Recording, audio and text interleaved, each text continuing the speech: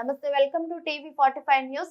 2019లో కమ్మ రాజ్యంలో కడప రెడ్లు సినిమా తీసిన వర్మ తమ మనోభావాలు దెబ్బతిన్నాయంటూ బండారు వంశీకృష్ణ ఫిర్యాదు.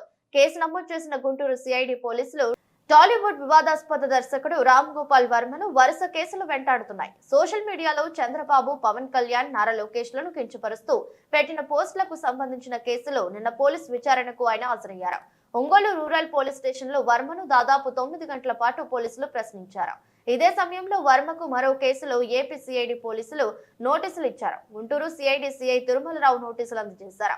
ఈ నెల 10న గుంటూరులోని సిఐడి కార్యాలయంలో విచారణకు హాజరు కావాలని నోటీసుల్లో పేర్కొన్నారు. ఈ కేసు వివరాల్లోకి వెళితే 2019లో కమ్మ రాజ్యంలో కడప రెడ్లు అనే సినిమా వర్మ తీశారు.